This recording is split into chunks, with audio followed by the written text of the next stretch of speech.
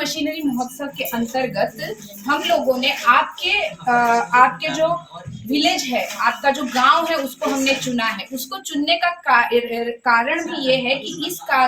गांव में हम लोग पहले आए थे। इस गांव के महिलाओं से हम लोगों ने पहले भी सवाल क्वेश्चनेयर जो होता है, सवाल पूछे थे कि आप कहाँ पे काम करते हैं, आपका किस काम में ज्यादा कष्ट होता है। इस तरीके से हम लोगों ने सवाल पूछे थे। उसी हिसाब से हमने आपके लिए मशीनरी चुने हैं। आपको किस कार्यक्रम में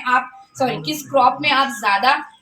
कष्ट पाते हैं और कौन से एक्टिविटी में आप ज्यादा कष्ट पाते हैं, उसी हिसाब से हम लोगों ने आपके लिए यंत्रपाति का चुनाव किया है। ऐसे हम लोगों ने 9 यंत्रपाति आपके लिए चुनाव किए हैं।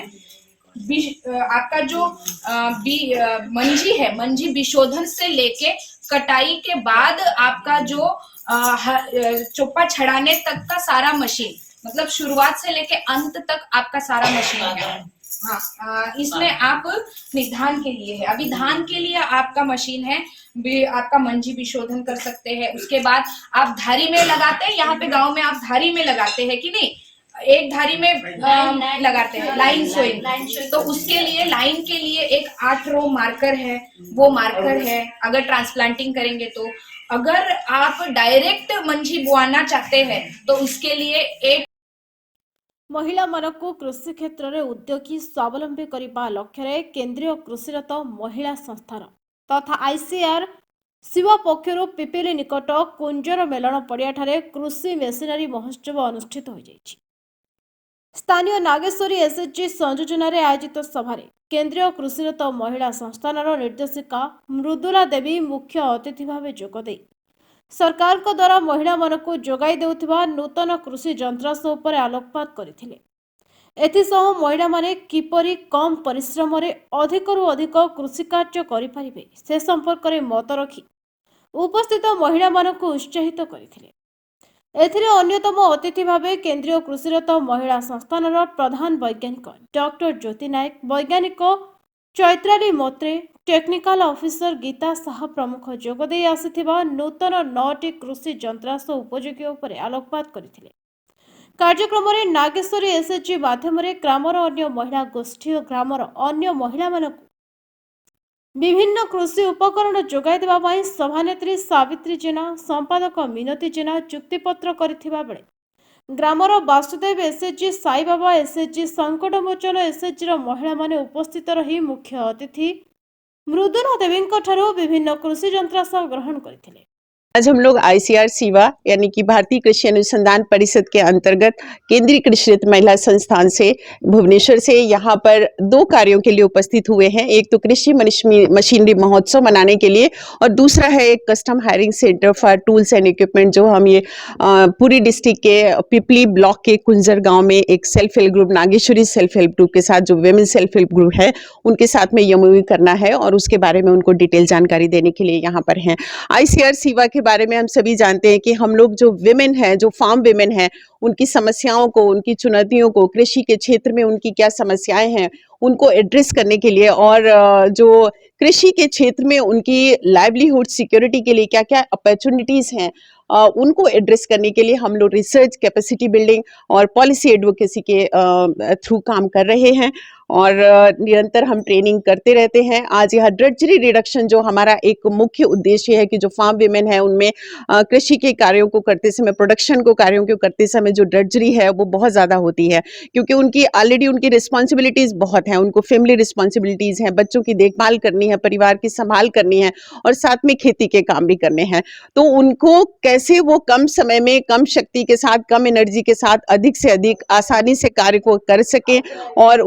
उनकी समय की बचत हो, एनर्जी की बचत हो, जिससे वो और साथ में इस बचे हुए समय में आपकी फार्मिंग एक्टिविटीज के साथ में, प्रोडक्शन एक्टिविटीज के साथ में वो कुछ बचे हुए समय में प्रोसेसिंग एंड वैल्यू एडिशन की एक्टिविटीज को करते हुए भी इनकम जनरेशन कर सकें। और इसके लिए हमारा प्रयास है, हम सभी लोग आज यहाँ पे आए हैं और इस कस्टम हायरिंग सेंटर में हम 9 आइटम्स दे रहे हैं जो राइस प्रोडक्शन, जो पैडी प्रोडक्शन में जो काफी यूजफुल होंगे। हमने सीड ट्रीटमेंट ड्रम दिया है, हमने पैडी ड्रम सीडर दिया है, और कोनो वीडर है, मंडवा वीडर है, बैटरी ऑपरेटेड स्प्रेयर है, जनरल स्प्रेयर है और इम्प्रूव्ड सिकल है, लाइन मार्कर्स हैं। तो ये सभी जो 9 आइटम्स हमने दिए हैं, ये पैडी प्रोडक्शन के डिफरेंट यूनिट ऑपरेशंस में उनके लिए बहुत यूजफुल होंगे और वो कम शक्ति में, कम एनर्जी लगाकर कम समय में अधिक से अधिक कार्यों को कर सकेंगे, जिससे उनको समय और शक्ति की बचत के साथ साथ उन्हें जो लेजर टाइम भी मिलेगा, उसमें रेस्ट भी करेंगे तो उनकी हेल्थ को भी एक बेनिफिट होगा।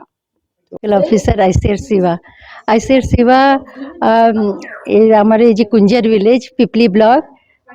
पुरी डिस्ट्रिक्ट कुंजर विलेज रे मोरा ये पूर्व भी माने आईसीआर शिवा सदा बेले माने तत्पर महिला को केमती उत्थान हो केमती से सर्वांगीन विकास हो तांको विकास पाई सदा बेले कार्यरत से आईसीआर शिवा चाहते महिला केमती आगे को आसवे तार घर कार्य संगे संगे अर्थनैतिक उन्नति केमती करेंगे जहाँते तार घरे अर्थनैतिक उन्नति हेले से पिला को भलरे पाठ पढ़ाई पारे तापरे जे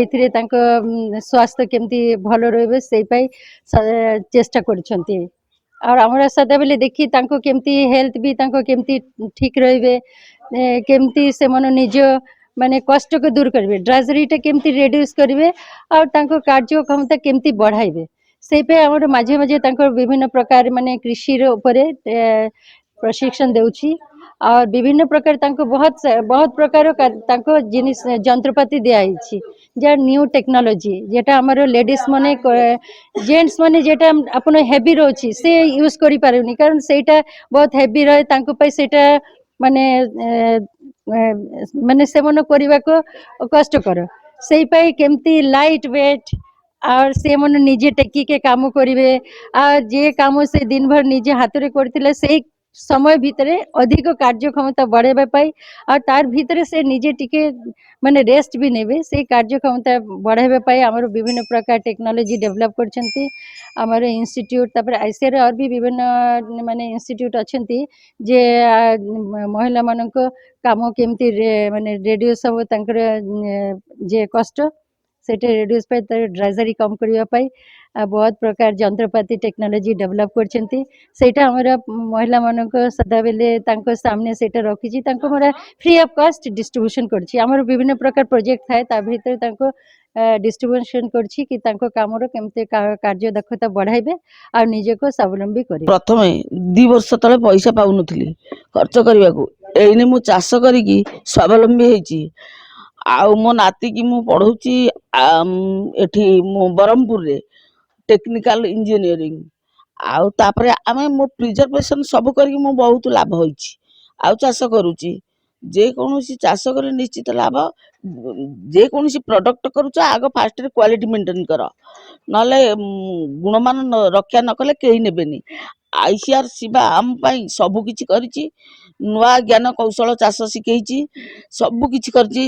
गीता मैडम ज्योति मैडम आमको ट्रेनिंग देइछंती फल संरक्षण शिखेइछंती बहुत प्रकार केते कष्ट रे से ट्रेनिंग देइछंती दिन दिन धरी की अखिया अपिया खाली पुड़िया खाई की बंचिछंती आ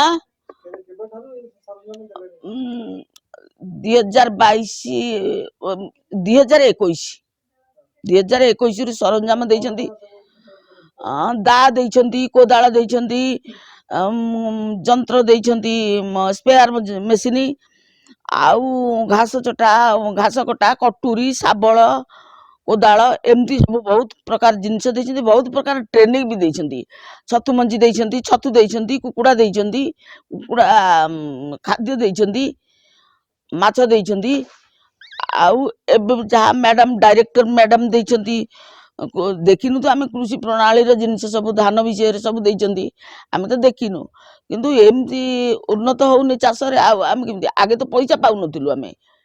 किछि पाउ नथिलु एबे कहा पाखरे पैसा नै आमे केमती आगु को चाहू आम ग्रुप कंपनी होता हमको अपार्टमेंट पड़ता एई कथा आमे चाहूछु एतिकी हेले भल होता आम ग्रुप जेमती आमे खाली जे कोनसी टाइम रे ऑर्डर आसंता प्रोडक्ट दियंतु किंतु प्रोडक्ट दबा पूर्व एक साथ एक फ्री दीजिए दूसरा चीज के रेस पहले चीज के लीजिए कहीं ना गोटे स्क्वाश संगे बड़ी दियंतु बड़ीटार रेट स्क्वाश रे नहीं जानतु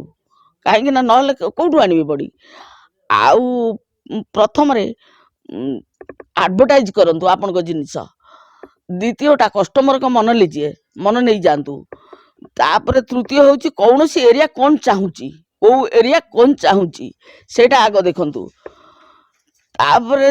से गोटे से तक से चारिटा करे निजे हम आ ग्रुप कले बेसी दिन केमती चलो अंडरस्टांडिंग पंचुआलिटी रुह ऑनेस्टी रुह सत्यता रख सचोट रख एगुड़ाक कले ପିପିଲିରୁ ମନୋରଞ୍ଜନ ମହାପାତ୍ରଙ୍କ ରିପୋର୍ଟ ନ୍ୟୁଜ୍ 11 ଓଡ଼ିଆ।